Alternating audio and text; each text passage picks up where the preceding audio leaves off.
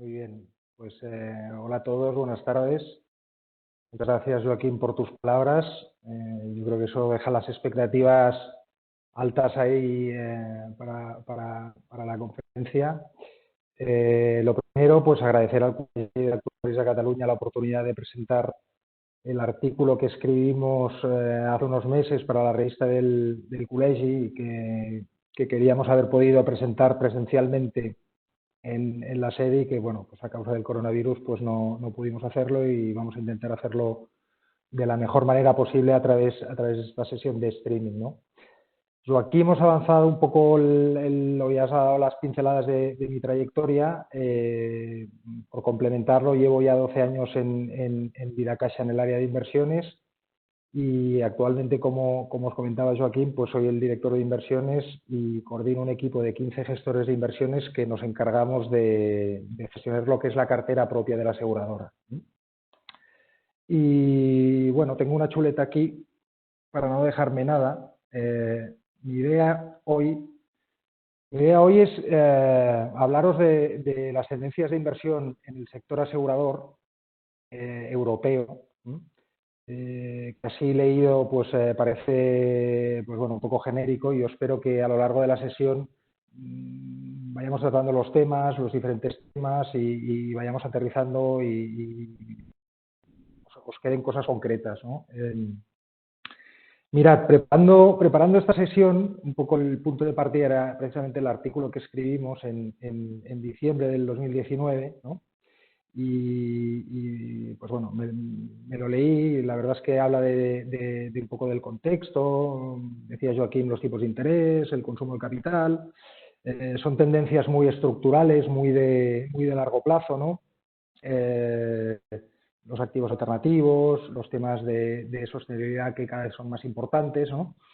Pero claro, no habla del coronavirus, ¿no? No habla del coronavirus porque en diciembre del 2019 pues no estaba en la agenda de los inversores ni mucho menos y desde luego no podíamos anticipar el impacto que ha tenido en los mercados y en las carteras de inversiones, ¿no? Entonces, la primera reflexión es, bueno, ostras, hablar de inversiones en mayo del 2020, pues básicamente es hablar del coronavirus, ¿no? Del impacto que ha tenido en las carteras, del impacto que ha tenido en los diferentes activos, cómo está la renta variable, cómo está la renta fija, cómo está la deuda pública, la renta fija privada, ¿no? Qué nuevos riesgos han aparecido.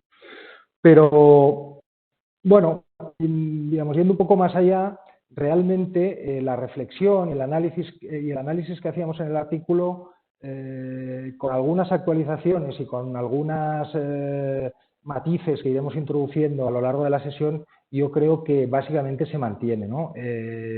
Los tipos de interés bajos están aquí para quedarse una buena temporada.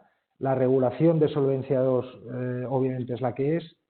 Y, digamos, el interés o la necesidad de pensar en las generaciones futuras y todos los temas de sostenibilidad, pues sin duda, si algo ha pasado es que ha cogido aún más importancia, ¿no? a raíz del COVID-19. O sea que yo creo que la reflexión que hacíamos, como os digo, en el artículo y que es la base de la presentación de hoy, pues sigue plenamente vigente. Como punto de partida, os diría que llevamos unos años bueno, soy perfectamente consciente con un montón de cambios en todas las industrias. Y el sector asegurador pues no es ajeno a ello, ¿no? Hay cambios a todos los niveles. Obviamente todo el tema de la tecnología está influyendo en todo, diría, ¿no? Creo que la semana pasada tuvisteis una ponencia de este estilo enfocada al tema de la digitalización. Bueno, cómo está afectando al comportamiento de los clientes, etcétera, ¿no? Pero no solo a la tecnología, ¿no? Se están produciendo cambios sociales, demográficos muy importantes que están teniendo un impacto muy relevante en el negocio asegurador, ¿no? Y más específicamente en el tema de las inversiones, pues también estamos viviendo unos años movidos, ¿no? Donde hay muchas cosas que están cambiando. Yo os voy a hablar básicamente de dos tendencias, ¿vale? Os voy a hablar de los activos alternativos y os voy a hablar de la sostenibilidad, pero no son los únicos cambios que están habiendo, ¿eh? O sea, hay, por ejemplo, todo el tema de la importancia que está cogiendo la gestión pasiva, lo que es la gestión indexada, toda esa cuota de mercado que le está robando la gestión pasiva a la gestión activa, eso es una tendencia importantísima. O cómo los inversores más sofisticados están utilizando, por ejemplo, todo lo que es la inteligencia artificial para el tratamiento de datos y el apoyo de las decisiones de inversión y tomar posiciones, ¿no? Eso también, sin duda, es algo que está influyendo. Pero creo que las dos cosas de las que vamos a hablar hoy, que son, como os digo, los alternativos y la sostenibilidad, son quizá las dos tendencias, digamos, más estructurales y que más arriba están en las agendas y en las prioridades de los comités de inversiones. Y no solo de los comités de inversiones, incluso diría también de los comités de dirección y de los consejos de administración, ¿no? O sea, por eso queremos enfocarnos en estas dos ideas, ¿no? Y bueno, he estructurado la presentación en tres partes principales. Primero hablaríamos un poco del contexto, dónde estamos, por qué estamos aquí. Luego hablaríamos de los activos alternativos, ¿no? Que son algunos ejemplos, por qué cada vez son más importantes y más importantes para el sector asegurador. Luego hablaríamos de la sostenibilidad, ¿no? De esos criterios, vamos a decir, extrafinancieros, por qué también son cada vez más importantes. Y acabaríamos con unas conclusiones y un poco resumiendo un poco lo que es la sesión, ¿no? O sea que si os parece, vamos a por ello.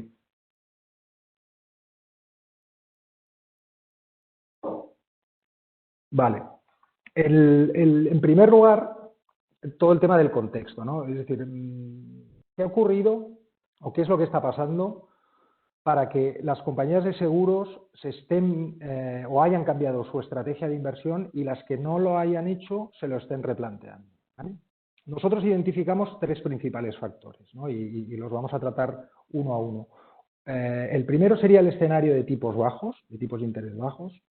El segundo es todo el tema regulatorio, digamos, el cambio regulatorio que ha habido, sobre todo a raíz de Solvencia II. Y el tercero es precisamente, digamos, este interés masivo, diría ya, inevitable, de integrar todo lo que son los principios de sostenibilidad a la hora de gestionar las inversiones, gestionar las carteras, ¿eh? Comenzando por el primero, ¿vale? El de los tipos de interés, os diría que, y es verdad que con el COVID-19, pues el movimiento de mercado generó primero un repunte de tipos de interés, luego con la actuación de los bancos centrales, pues esa ampliación o esa subida de tipo de interés se ha corregido en buena medida, ¿no? Pero es verdad que bueno, si miras a los tipos de interés, ya hace algunos años que tenemos los tipos de interés en mínimos históricos, ¿no? Tenemos el Euribor en terreno negativo, tenemos la curva de deuda pública española del 0 al 5 años está en terreno negativo, tenemos absolutamente toda la curva de deuda pública alemana en terreno negativo, ¿no? Es decir, tú le prestas dinero al gobierno alemán, o al Estado alemán, perdón, más que al gobierno alemán, y no solo no te compensa por la inflación, sino que además a vencimiento te devuelve menos dinero del que tú le has prestado, ¿no? O sea, eso es algo que probablemente nos lo dicen hace 10 años y a veces hay que recordarlo y ponerlo en contexto para digamos, realmente calibrar cuál es la consecuencia de todo esto, ¿no? Yo creo que nos lo explican esto alguien nos lo explica hace 10 años y pues probablemente no daríamos crédito, ¿no? Digamos, es algo que realmente se carga todos los libros de historia y de economía y de finanzas que en su día estudiamos en la universidad, ¿no? Pero esa es la realidad. La realidad es que esa es la materia prima con la que tenemos que trabajar y esos niveles de inversión al final son los que están generando, pues en algunas aseguradoras dificultad para encontrar activos que cubran los compromisos que tienen con sus clientes, ¿no? Y generen el margen suficiente, ¿no? Y eso está obligando, y Joaquim digamos, lo introducía digamos, en el comentario inicial, eso está obligando a que las aseguradoras digamos, salgan un poco de su zona de confort y necesiten tomar más riesgo de inversión y miren más allá de los activos, vamos a decir, más tradicionales o más habituales, que básicamente ha sido la renta fija, para obtener la rentabilidad necesaria, ¿no? Desde luego, digamos, este escenario de tipos bajos no es algo reciente, ¿no? Probablemente hay que buscar el origen en la crisis, en la anterior crisis, en la del 2008, ¿no? Si recordáis, en septiembre del 2008, con la quiebra del banco Lehman Brothers, pues bueno, pues para evitar el colapso, digamos, de todo el sistema financiero y de las economías en general, los bancos centrales se vieron obligados a bajar los tipos de interés primero, a bajarlos de manera muy agresiva, y cuando llegaron a niveles digamos, del suelo del 0%, pues se vieron obligados a adoptar otras medidas, vamos a decir, menos ortodoxas, que en su momento se llamó el quantitative easing, ¿no? Que básicamente era comprar activos en el mercado secundario, comprar activos de renta fija sobre todo. Esa compra de activos, esa nueva demanda que apareció por parte de los bancos centrales hizo subir los precios de los bonos y hizo bajar las rentabilidades. Entonces, eso es lo que, esas rentabilidades así tan bajas es lo que ha generado que las curvas de todos los activos de renta fija estén, yo diría que anormalmente o distorsionadamente bajas. Y si recordáis también, unos años después, ya en el 2011, en el 2012, en el sur de Europa, en España, en Italia, en Portugal, en Grecia, hubo lo que se llamó la crisis soberana, ¿no? Crisis soberana o crisis del euro, ¿no? También si recordáis, era cuando los telediarios abrían cada día con el nivel de la prima de riesgo. Cada día la primera noticia era: la prima de riesgo está en 400 puntos básicos o está en 500 puntos básicos, ¿no?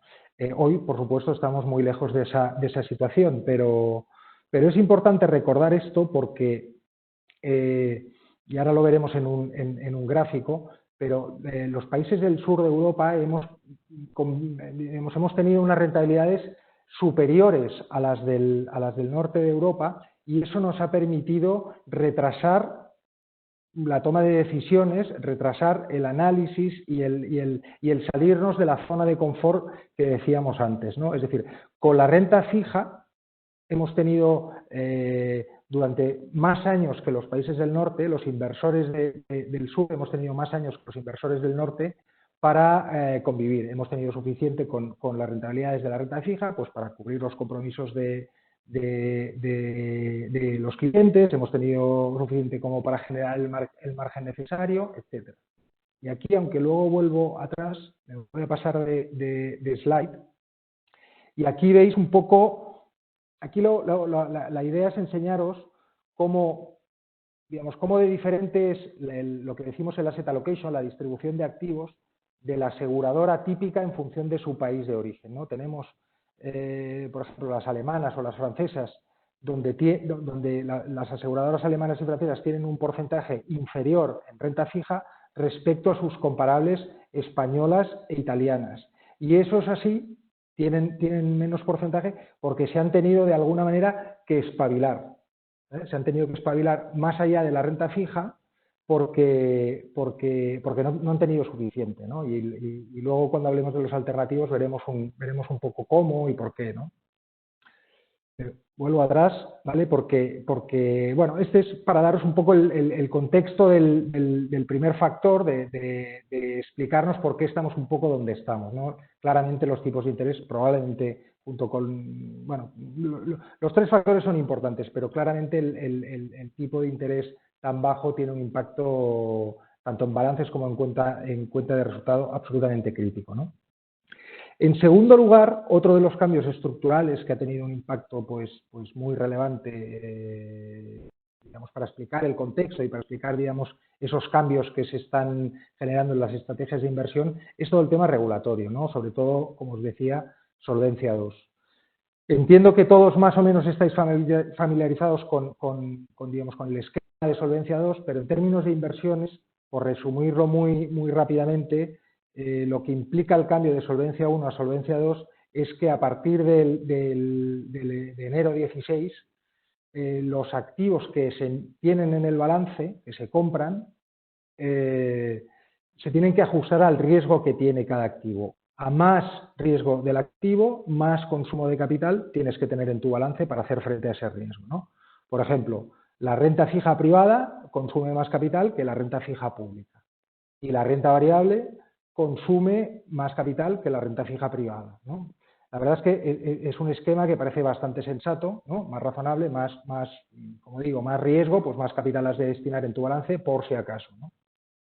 Eso en términos prácticos, de cara a los gestores de inversión, nos ha supuesto un cambio de paradigma importante, ¿eh? Es decir, hemos tenido que meter en la ecuación el capital que antes pues no lo teníamos en cuenta, ¿no? O sea, ahora es un factor absolutamente decisivo, ¿no? A efectos prácticos, yo siempre digo que la gestión de las inversiones en una aseguradora es un poco bicéfala, ¿no? Tienes que gestionar mirando el balance y tienes que gestionar mirando la cuenta de resultados, ¿no? Tienes que intentar optimizar varias variables, tienes que intentar optimizar la rentabilidad, tienes que intentar optimizar el riesgo y tienes que optimizar el consumo de capital, ¿no? O sea que no es un equilibrio fácil muchas veces, ¿no? Y depende digamos, de las aseguradoras. Hay aseguradoras, digamos, que están más robustas de capital y entonces intentan priorizar la rentabilidad, o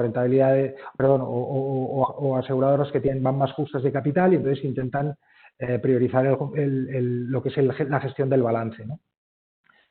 Y por último, el tercer factor un poco, digamos, que nos explica el contexto es la necesidad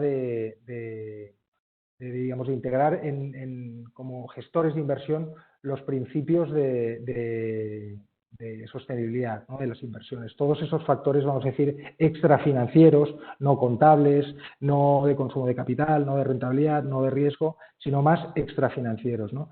Y la verdad es que hablo que hay un interés o hay un interés por parte digamos, de la sociedad, de reguladores, de inversores, de clientes, pero la percepción que tenemos nosotros es de que en pocos años o en muy poco tiempo esto va a ser una exigencia absolutamente ineludible, ¿eh? O sea, ahora puedes permitirte, digamos, cierta proactividad, pero digamos, la atracción que está cogiendo este tema es elevadísima. Luego lo vamos a ver con más detalle, ¿no?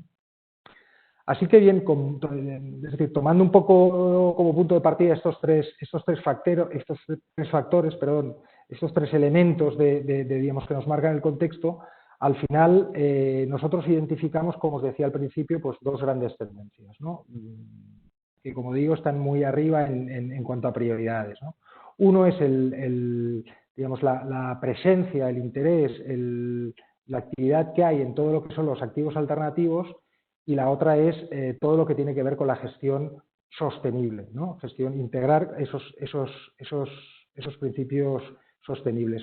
Son, como os digo, las dos tendencias más importantes que vemos ahora, pero es que además son las dos tendencias que vemos que van a ir a más a futuro, ¿no? O sea que creo que es importante entenderlas bien, tener el foco puesto ahí. Vamos a ver el tema de los alternativos. Cuando hablamos de activos alternativos, hablamos bueno, pues alternativos a algo, ¿no? En este caso, son activos alternativos a los activos, vamos a decir, más tradicionales, ¿no? Como pueden ser, sobre todo, la renta fija y la renta variable, ¿no? Que digamos que son los activos más tradicionales con los que se construye una cartera, ¿no? La verdad es que el tema de activos alternativos o la denominación de activos alternativos, yo tengo la sensación de que es un poco cajón desastre, ¿no? Es decir, son activos bastante heterogéneos entre sí, pero al final, si intentamos buscar denominadores comunes, pues digamos que apelen digamos, y que sean comunes entre todos estos activos diferentes que los metemos en el mismo saco de activos alternativos, pues nos encontramos que todos son, por un lado, todos son activos menos líquidos que los activos tradicionales. los ejemplos que vamos a ver, todos son menos líquidos que la renta fija cotizada o que la renta variable cotizada. Todos en general son más complejos, son complejos de entender, necesitas un buen esfuerzo de análisis. Y todos están en general enfocados al inversor institucional, no tanto al inversor retail. Algunos ejemplos de activos alternativos, bueno, pues aquí en esta diapositiva os he puesto algunos, ¿no? Tenemos el private equity, ¿no? Lo que aquí digamos en España llamamos el capital riesgo, ¿no? Que es la renta variable privada, no pública, no cotizada, ¿no? Tenemos también la deuda privada no cotizada, y este es un segmento que está creciendo mucho en los últimos años, ¿no? A raíz de que los bancos, sobre todo, estén saliendo también por cuestiones de consumo de capital, están dejando de financiar a lo mejor determinados segmentos corporativos, pues está dando entrada a nuevos jugadores y está abriendo un nuevo mercado, ¿no? Que es el de la deuda privada. Tenemos también los hedge funds, ¿no? Que los hedge funds también pues, ya llevan muchos años con nosotros. Sabéis que son unos vehículos de inversión, digamos, mucho más flexibles que lo que podría ser un fondo de inversión al uso, menos líquidos, digamos, con una vocación, vamos a decir, de rentabilidad absoluta para ganar dinero en todos los escenarios, en escenarios alcistas, en escenarios bajistas. Esta es la teoría, luego la realidad probablemente no es exactamente esa, ¿no? Pero bueno, los hedge funds claramente entran dentro del paraguas de activos alternativos. Tenemos todo el tema de infraestructuras, ¿no? Ya sea vía deuda de infraestructuras o capital de infraestructuras, ¿no? Y luego también, por supuesto, tenemos todo lo que son los activos inmobiliarios que también, pues bueno, entran dentro del paquete, como os digo, de activos alternativos, ¿no? Mirad, estos activos alternativos tienen una rentabilidad esperada mayor que lo que es la renta fija, tanto la renta fija pública como la renta fija privada. Luego más adelante vamos a ver un poco cuáles son las expectativas de rentabilidad de los diferentes activos, pero claramente la expectativa de rentabilidad de todos estos activos es superior a los activos, digamos, vamos a decir, más tradicionales de las aseguradoras. Y por eso, esa es una de las razones por las cuales nos lo estamos mirando todos los aseguradores, ¿eh? Porque te ofrecen ese diferencial de rentabilidad que ahora veremos cómo se justifica y qué encaje tienen las carteras, ¿no? Y además, otro de los elementos importantes, y también lo vamos a ver, es el tema de la descorrelación. Estos activos son muy buen descorrelacionadores o diversificadores de carteras, ¿eh? O sea, esto te genera, si metes estos activos en la proporción adecuada dentro de una cartera de inversiones, eso te hace que la volatilidad, que el riesgo de tu cartera baje y por lo tanto que tengas una cuenta de resultados mucho más estable, mucho menos volátil y mucho, digamos, que se estabilice mucho más, ¿no? Decíamos que en general los activos alternativos son activos más ilíquidos que los tradicionales y os quería explicar un poco cómo vemos ese encaje dentro ya más concretamente dentro de lo que son las carteras de las aseguradoras, ¿no? Las aseguradoras realmente tienen un horizonte de inversión que es a largo plazo o incluso a muy largo plazo, y eso creemos que las convierte ideales en inversores en todos estos activos, ¿vale? Esos activos, como os decía, son más líquidos y por ser más ilíquidos cotizan con una prima de liquidez, ¿eh? Los mercados privados respecto a los mercados públicos incorporan un diferencial de rentabilidad, esa prima de liquidez, que a los aseguradores, con nuestra vocación a largo plazo, nosotros tenemos unos niveles de liquidez, vamos a decir, o unas necesidades de liquidez, lo digo al revés, menores que otros inversores, como pueden ser bancos o como pueden ser fondos de inversión o como pueden ser inversores apalancados, ¿vale? Con lo cual, ese diferencial de prima de liquidez nos encaja muy bien y además nuestra orientación a largo plazo nos permite soportar muy bien los vaivenes del mercado, las subidas y bajadas de la volatilidad. Los aseguradores tenemos ese músculo para aguantar esos movimientos de mercados, ¿no? O sea que luego lo vemos un poco, digamos, también con más detalle, pero claramente el encaje de las aseguradoras, de los activos alternativos en aseguradoras es muy bueno. Decíamos que también que estamos observando y la tendencia generalizada de todos los aseguradores es a incrementar el riesgo de inversión, ¿vale? Eso es lo que reflejan todas las encuestas. Y también las encuestas, y aquí tenéis un gráfico que refleja el interés y el apetito que tienen las aseguradoras por este tipo de activos, ¿no? Digamos, a octubre de 2019, que es de cuando es el dato, aproximadamente hay un 73% de las aseguradoras mundiales que tienen un 73% de exposición a alternativos inferior al 10% y un 27% que tienen ya más de un 10% de activos alternativos del total respecto al total de su cartera de inversiones. Pues un poco lo que están diciendo las encuestas es que de aquí 3 años ese 27% de aseguradores se va a convertir en el 38%. Es decir, de aquí 3 años, el 38% de aseguradores mundiales de vida van a tener más de un 10% de alocación del portfolio total a activos alternativos. Solo este movimiento, solo ese pasar de 27 a 38%, es un movimiento impresionante porque el patrimonio gestionado por los aseguradores a nivel mundial pues es elevadísimo, ¿no? Como sabéis. Así que esto no se trata de, digamos, tenemos un poco en la sesión más el foco en Europa, pero yo os diría que es una tendencia absolutamente generalizada. Lo hablas con inversores, con aseguradoras españolas y te dicen lo mismo. En Europa todos te dicen lo mismo. A nivel mundial te dicen todos lo mismo. Todos están un poco en esa página, en mirar alternativas a lo que es la renta fija, a la renta fija tradicional, ¿no? Y si ponemos un poco el zoom dentro de lo que es los activos alternativos, ¿no? Dentro pues como os digo, el private equity, la deuda privada, etcétera, ¿qué es lo que están mirando más o qué es lo que les encaja más a las aseguradoras, ¿no? Yo diría que hay dos activos que son los que están mirando más.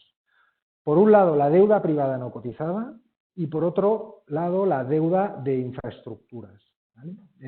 Y eso es así porque en general tanto la deuda privada como la deuda de infraestructuras son como extensiones naturales o lógicas de los activos tradicionales que han tenido las aseguradoras normalmente, ¿no? Que es básicamente la renta fija, ¿no? Son activos que tienen un cupón, son activos que tienen riesgo de tipo de interés, son activos que tienen riesgo de crédito, ¿no? Con lo cual, no solo ya para los equipos de inversión, sino probablemente para toda la organización y por temas de gobierno esto es muy importante, que los comités de dirección y que los consejos entiendan perfectamente cómo se mueven estos activos, ¿no?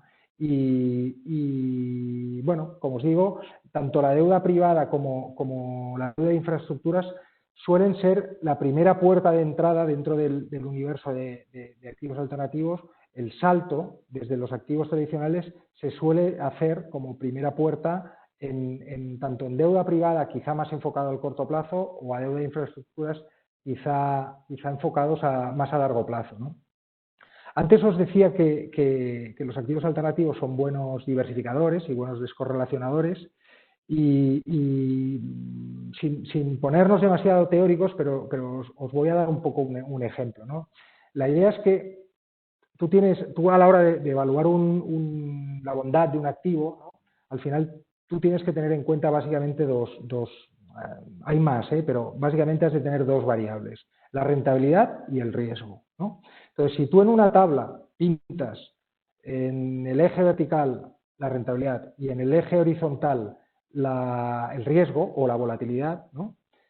Y vas pintando los diferentes activos en sus diferentes binomios de rentabilidad-riesgo, te queda lo que se llama la frontera eficiente, ¿no? Tienes, por ejemplo, con mucha rentabilidad y mucho riesgo en el cuadrante superior derecho, tendrías, por ejemplo, lo que es la renta variable, mucha rentabilidad esperada y mucho riesgo, y en el cuadrante inferior izquierdo tendrías, por ejemplo, el cash, o las letras del tesoro, ¿no? Tendrías poca rentabilidad esperada y poco riesgo, ¿no? Entonces tú coges y te pintas todos los activos, ¿no? Empiezas por el cash, sigues con la renta fija a corto plazo, la renta fija a largo plazo, la renta fija privada, la renta fija high yield, y vas poniendo todos los activos alternativos y acabas con el private equity probablemente que es lo que más riesgo y lo que más rentabilidad esperada tiene, ¿no? Y entonces dibujas esa frontera eficiente, ¿no?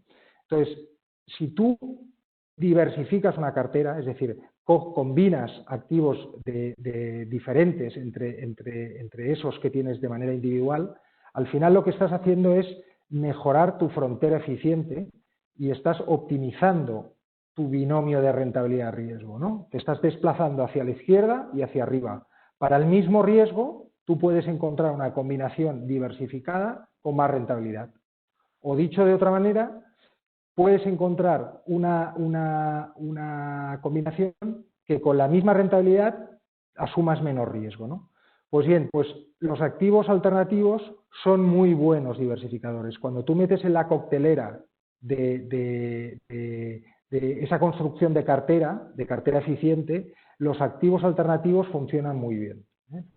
Te hacen mejorar mucho la frontera eficiente. En definitiva, y por resumir un poco toda esta primera tendencia de activos alternativos, esperamos, digamos, como os decía, un apetito creciente a estos tipos de activos por parte de aseguradores, y no solo de aseguradores, en general de casi todos los inversores, y que las carteras de las aseguradoras, ¿no? Si nos viéramos de aquí 3 o 4 años, volviendo al esquema, al asset allocation que os he enseñado antes, pues de los diferentes países, ese porcentaje de renta fija aún sería más bajo. Aún sería más bajo. Veremos carteras de inversión a medio plazo más diversificadas de lo que están ahora, ¿no? Muy bien, o sea que hemos visto por un lado el contexto, hemos visto la primera tendencia y ahora nos iríamos a ver la segunda tendencia, que es un poco lo que os decía de la sostenibilidad, ¿no? Y aquí lo primero, pues seguramente sería preguntarnos de verdad qué es la sostenibilidad, ¿no? De verdad, porque es un concepto que todo el mundo está hablando mucho, se mezclan, yo creo que se mezclan conceptos en el debate, se mezclan siglas, ¿no? Hay la ISR, ¿no? La inversión socialmente responsable, hay la RSC, la responsabilidad social corporativa, hay la ASG, la ambiental y social y gobernanza, ¿no? Pero desde nuestro punto de vista, el tema de la sostenibilidad al final es, y de manera muy, muy resumida, es satisfacer las necesidades actuales teniendo en cuenta a las generaciones futuras, ¿eh? Ese sería el titular, ¿no?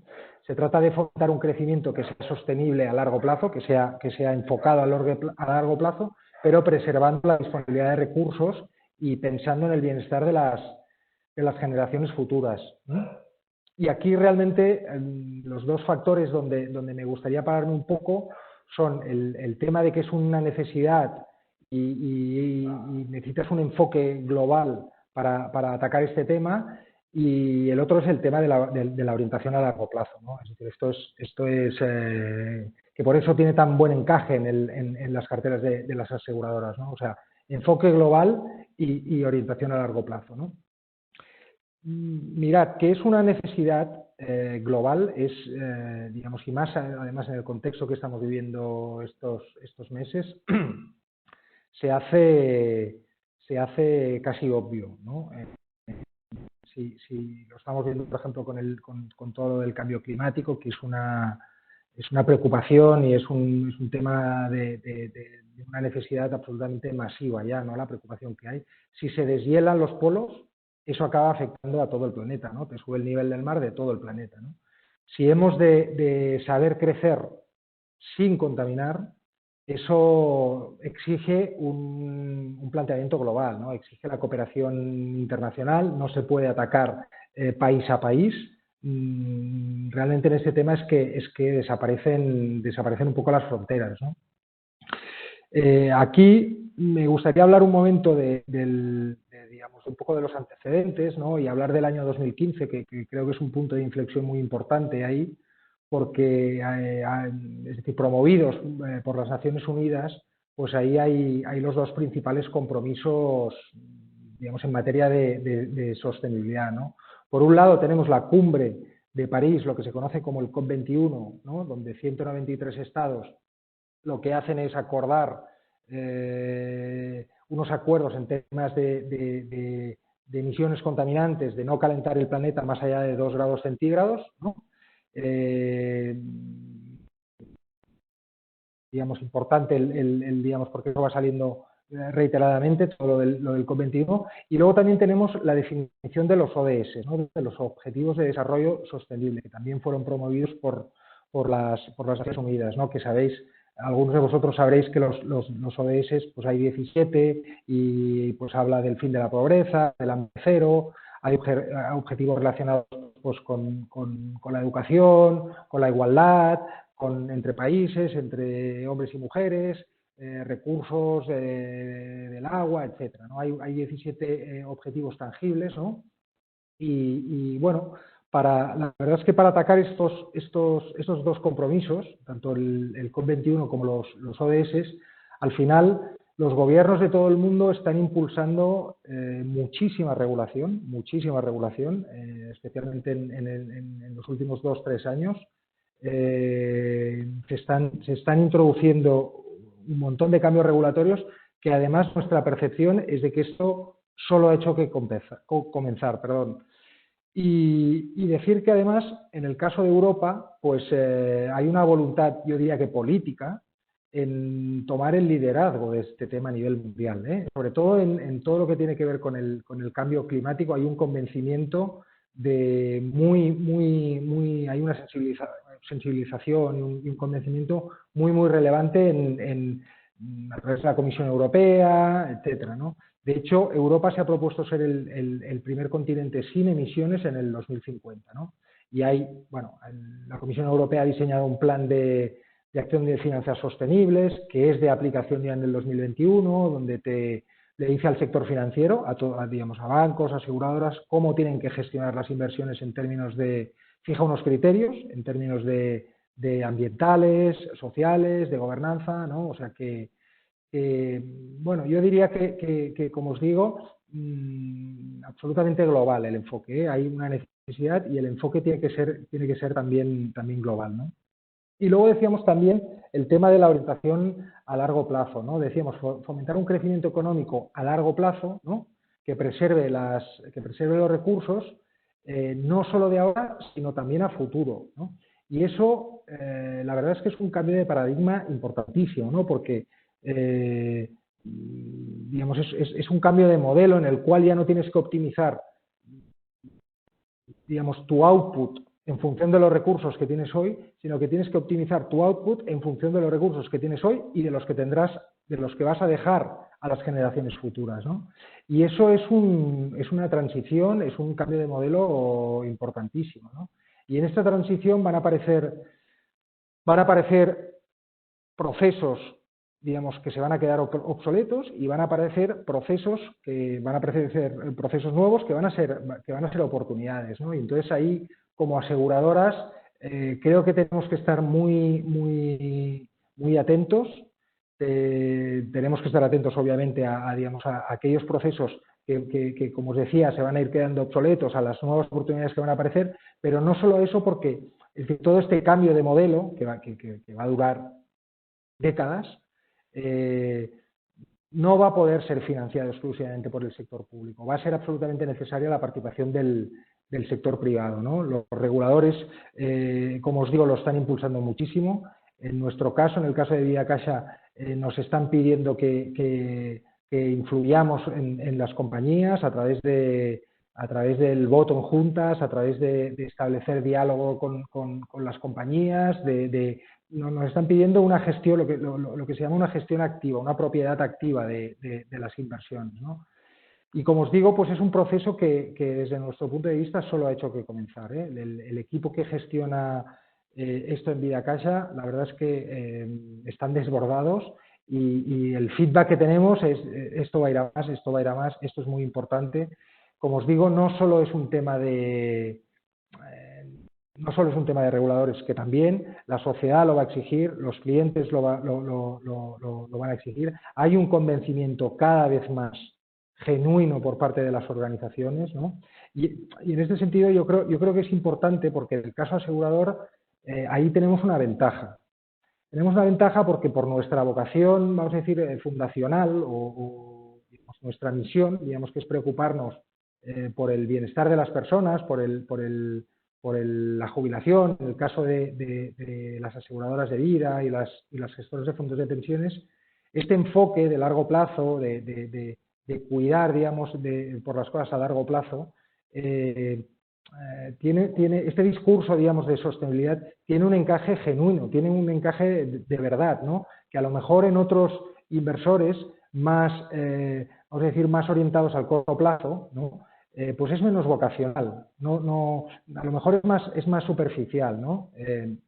En Vidacasa, y vosotros, pues bueno, lo sabréis muchísimo mejor porque sois actuarios, pero nosotros tenemos compromisos en el balance hoy que se han de pagar en el siglo que viene, ¿no? Es decir, para nosotros no funcionamos a 2 o 3 años vista, nosotros funcionamos a muy, muy largo plazo, tenemos inversiones a muy, muy largo plazo, ¿no?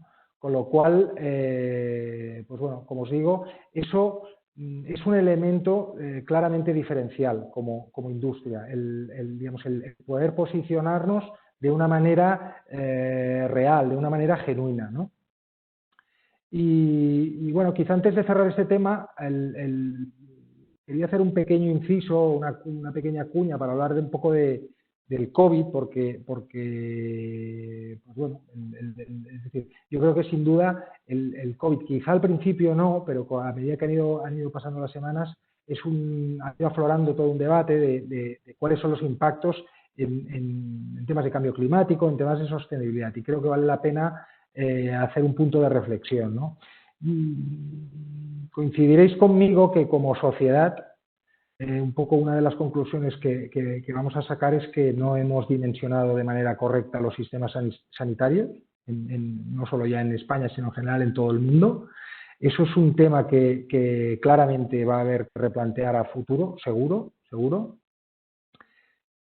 Desde mi punto de vista parece mentira digamos, que una pandemia así haya pillado a contrapié o por sorpresa digamos, a gobiernos, a empresas que, digamos, realmente que eso es una cura de humildad para todos, obliga a una reflexión real de qué es lo que ha pasado, de qué es lo que ha pasado y cómo queremos enfocar el futuro, ¿no? Los próximos años, ¿no? Y también, pues bueno, hablábamos de la gestión, vamos a decir, de la gestión global, ¿no? Del enfoque internacional. Pues mira, tenemos un virus en China que al final acaba afectando a todo el mundo, ¿no? O sea que claramente vamos hacia un mundo global y hace años que hablamos de globalización, pero con el COVID hemos tenido un enfoque más o una muestra más de que no podemos vivir digamos, en fronteras encerradas, ¿no? Y el último ejemplo que os quería poner era el tema de las aerolíneas, ¿no? El tema de las aerolíneas bueno, lo estáis viendo ayer y hoy estaba, digamos, en los mercados todo el tema de Lufthansa, el rescate por parte del gobierno alemán. La verdad es que, pues bueno, probablemente, no sé si todas, pero muchas van a necesitar de apoyo público, casi seguro. Y la verdad es que es una oportunidad para ver en qué condiciones deben ser rescatadas estas compañías, ¿eh? Porque el sector de aerolíneas, como sabéis, es un sector muy contaminante y si necesitan el apoyo público, pues vamos a ver cómo ayudamos a estas empresas a que sean menos contaminantes, ¿no? Vamos a ver cómo ayudamos en ese cambio de modelo, en esa transición, ¿no? El gobierno de Francia, cuando ha rescatado y cuando ha prestado ayuda a Air France, pues le ha exigido que reduzca sus emisiones en un 50% en 5 años. O sea, ha ejercido esa influencia, ¿vale? para obligar a la compañía a adoptar una serie de medidas, y eso se va a traducir pues, en una serie de medidas concretas, ¿no? Seguramente pues, los vuelos de más corta distancia pues tendrán a reducirse, se fomentará más el transporte a través del tren, etcétera, ¿no? O sea que claramente es un debate todo el tema del cambio climático y la gestión sostenible, los tres aspectos, el ambiental, el social y el de gobernanza, que salen reforzados desde nuestro punto de vista con el episodio del COVID. Y bueno, como conclusión, ya iríamos acabando, como conclusión y un poco resumen de toda la sesión, yo os diría que hemos comenzado hablando un poco de los retos que tenía el sector, ¿no? Que tiene el sector a corto y medio plazo, y francamente pues el de la gestión de las inversiones no es un reto menor, no es un reto menor. Mira, aquí os pongo las rentabilidades esperadas para todos los activos. Esto es de hace unos días, pero bueno, tampoco cambian sensiblemente, ¿no? La verdad es que veis que para los activos, vamos a decir, más tradicionales, más habituales, pues las rentabilidades no son para tirar cohetes. Tienes la deuda pública española pues al 0,6% anual. Tienes el crédito europeo triple B en el 1,9% anual, ¿no? Son rentabilidades, pues sinceramente, que no son para tirar cohetes, ¿no? Te has de ir a otras divisas, un poco lo que decimos de salir de la zona de confort, te has de ir a otras divisas, que esa es otra de las estrategias de inversión que algunos aseguradores y otros inversores hemos implementado en los últimos años, ¿no? Buscar exposición a través de esterlinas o a través del dólar, ¿no? Pero como os digo, has de salir del euro o has de buscar otros activos, ¿no? Fijaos que en la parte más baja pues están los activos más alternativos y ahí las rentabilidades son claramente superiores, ¿no?